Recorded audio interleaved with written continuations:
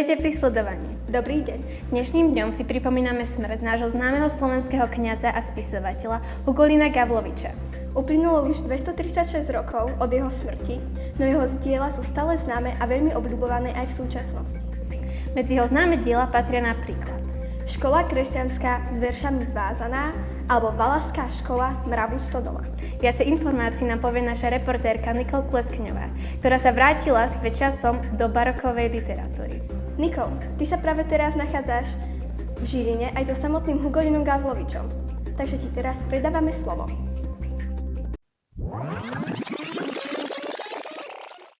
Práve sa nachádzame živo z roku 1780 pre samotnou univerzitou, kde študoval samotný Hugolín Gavlovič, s ktorým sme sa prišli porozprávať a spraviť s ním krátky interview. Prichystali sme si na neho zopár otázok zohľadňujúce sa jeho života, či kariéry, alebo jeho životných rozhodnutí. Pán Hugolín, ako sa cítite? Cítim sa veľmi dobre. Pán Hugolín, podelte sa o nejaké fakty z vášho života. Vzhľadom na to, že som sa narodil v Poľsku a mám tam aj svoje korene, presťahoval som sa na Slovensko a tu som prežil svoj krásny život. Ako pokračovalo vaše vzdelanie? Ako ste sa vlastne dostali ku vašej kariére spisovateľa? Takže svoje vzdelanie som získal na Slovensku. Na základnú školu som chodil do Trstenej a potom som išiel do Žiliny. Študoval som teológiu a filozofiu.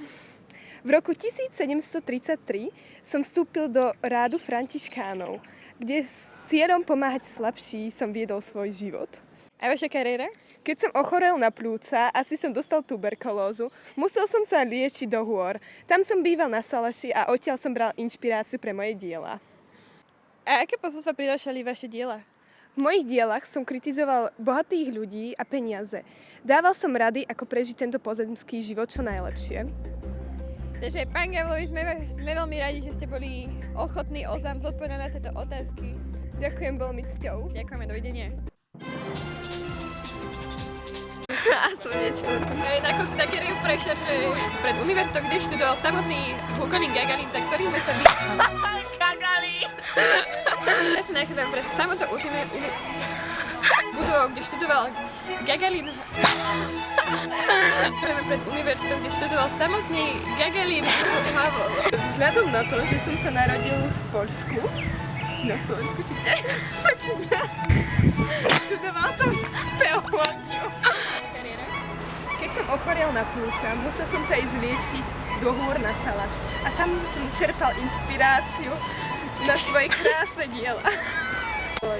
Čo mám byť doteraz? Ja som zabudla, čo robila. Som kritizoval peniaze a bohatých ľudí. Snažil som sa a ohlasoval som. Takže, pán Gagarin, toto bol náš interview. Ďakujeme, že Ešte raz povieš Gagalín! našli tento drahocenný čas a že ste vyplnili univerzitu, kde študoval Hugolín Gavlovič. Áno! V roku 1780 Pripísali. No, Klapka číslo 4. zdravím vás, Toto urobíme. ale však on nie je mŕtvý, on ešte žije.